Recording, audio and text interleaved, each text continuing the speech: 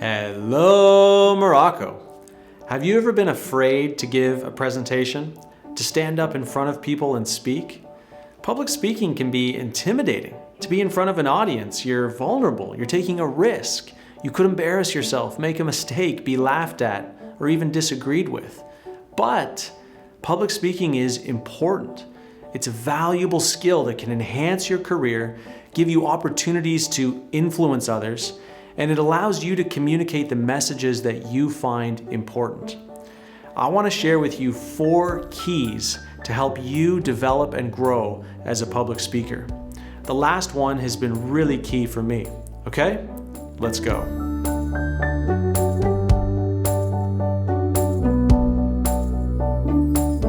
When I was a young boy, I had my first experience with public speaking. I sang in a kids' choir at my church, and at the end of the year, we performed a concert for all the parents and other church members. And my mom wanted to thank the choir director for working with us throughout the year, so she baked a giant cake and wanted me to present it to him as a surprise. At the end of the concert, the director was closing the evening, thanking everyone for coming, and I nervously walked over to the microphone, interrupted him, and said I had one more thank you to add. Now, my mom had written out a speech and we'd rehearsed it many times. I had some small notes to guide me. In the speech was a whole bunch of jokes related to the songs that we had sung, and everybody loved it. The audience was laughing, the director was really touched. It was an amazing experience. It's been 30 years since I gave that speech, but I can still remember it. The sound of my voice booming through the microphone, the eyes of everyone looking at me, and the smiles and laugh as people heard the jokes. I want you to have a similar experience with public speaking, so I want to give you 4 keys to help you develop and grow as a public speaker. Key number 1 is prepare. Fellow Canadian and the inventor of the telephone, Alexander Graham Bell, is quoted as saying, "Before anything else, preparation is the key to success." The more important a speech is, the more preparation is required. If you're making a presentation with your class, it may not require as much preparation as defending your thesis in front of a group of evaluators. Or if you're giving a speech at a friend's birthday party, it doesn't require as much preparation as pitching a huge deal to potential investors. The greater the importance, the greater the preparation. Also, the more difficult a speech is, the more preparation is required. There's a few topics that you're passionate and knowledgeable about, and you could speak easily for several minutes. But if your understanding is limited or the complexity is high, more preparation is required. When I published a video in Darija, I practiced it for months because I'm not comfortable speaking in Arabic. But when it comes to speaking in English, it's very easy for me. Or if I was going to give a speech about habits or personal development or investing in real estate or mindset for success, I'm almost ready to go right now. But if I was going to give a speech about politics or international governance or healthcare, that would take a lot of preparation for me. If you're nervous about a presentation, preparation will give you confidence. It'll reassure you that you're ready. It'll calm your nerves. It'll give you a plan that you can rely on for support. Now, if you're not nervous, be careful that you don't become overconfident. Benjamin Franklin said that failure to prepare is preparing to fail. Preparation is key. Number 2 is structure. The best presentations require a plan. You have to take people somewhere. You have to guide them on a path. When you begin a presentation, people are wondering, what is this about? Is this relevant? Is this important? Is this interesting? Where are we going? Imagine a tour guide at the front of the bus, facing the passengers with the microphone in her hand. She's got to give people a vision for the day. Here's our itinerary, here's the things you're going to be seeing, and here's why it's important. Here's why you should pay attention. In effect, you're doing the same thing as a public speaker. You're telling people what your vision is, what your plan is, where you're going to bring them, and you're giving them a reason to pay attention. Otherwise, they're just going to daydream, they're going to play on their phones, or they're going to exit the room. It's been said that you need to tell people what you're going to say to them, you need to say it, and then you need to tell them what you just told them. Now notice the structure of this video. I established a problem. Public speaking is scary and difficult, but it's also really important.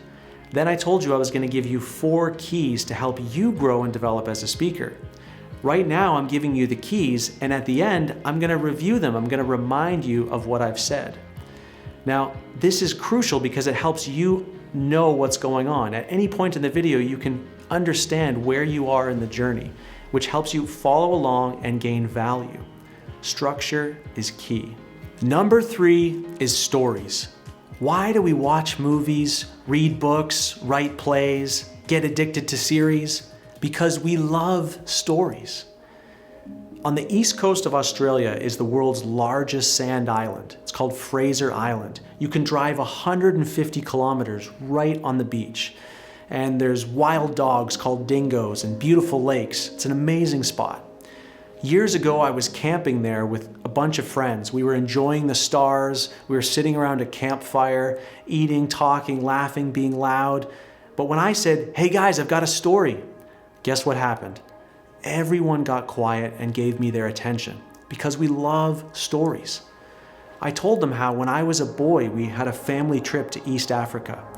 And one day, me and a friend named Daniel were out in the countryside and we heard a young elephant in distress. Now, we were young and foolish, so we decided to go check it out. We walked through the jungle. We came across this young male elephant who was writhing in pain and agony because he had a small thorn lodged in the bottom of his foot. We wanted to help. We wanted to do something, but we were afraid because we were 10 years old and the elephant was already bigger than us. Plus, we were worried about the mom or dad returning and charging at us. But the elephant seemed to understand somehow that we could help him. And so he raised up his right foot. He showed us this thorn. And my friend Daniel slowly approached, speaking softly and making sure not to move too quickly. The elephant held completely still, and Daniel was able to remove that thorn. Then the elephant put his trunk around Daniel's shoulders like he was giving him a hug to say thank you. We ran home talking, laughing, so excited we couldn't believe this experience. Now here's where the story gets crazy. 20 years later, Daniel was at the San Diego Zoo with his family, and he and his kids were standing at the fence looking at the elephants in the enclosure. All of a sudden, a large male elephant blows his trunk and locks eyes with Daniel. Daniel's staring as the male elephant slowly raises his right foot and shows a large gray scar on the bottom. Daniel's mouth dropped open. He couldn't believe it. What are the chances? He was overcome with surprise. He took off his backpack, he climbed the fence into the enclosure and slowly approached the elephant. The elephant wrapped his trunk around the shoulders of Daniel again, picked him up and slammed him down to the ground, and he died instantly. Turns out it wasn't the same elephant. The story's completely made up. It's a joke.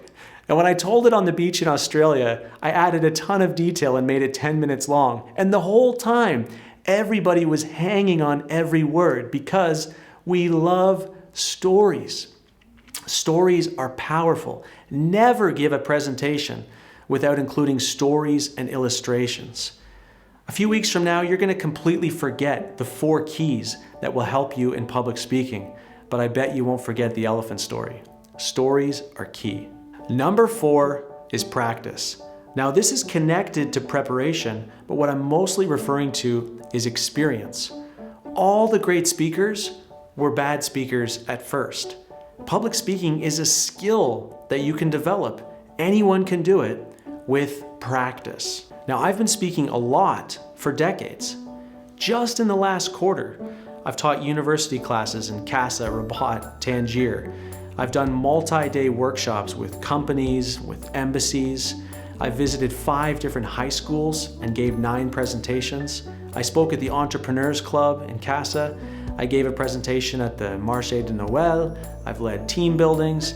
I even spoke at my annual Christmas party. A huge variety of audiences, of venues, and topics, but all this experience helps me improve.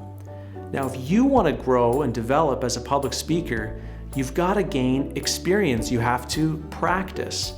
Look for schools, clubs, associations, and offer your services for free. Learn from your mistakes, improve over time, and practice. Warren Buffett is one of the world's wealthiest people, but he was deathly afraid of public speaking. He enrolled in a course, but he dropped out before he had to give his first speech because he was too scared. He said, "If you can't communicate and talk to other people and get across your ideas, you're giving up your potential." If you want to grow as a public speaker, 4 keys you need are preparation, structure, stories, and practice. If you can speak, you can influence. And if you can influence, you can change lives. Let me know in the comments what other advice you have to grow as a public speaker, and share this video with someone you know that's afraid to speak in public. Until next time, get wisdom.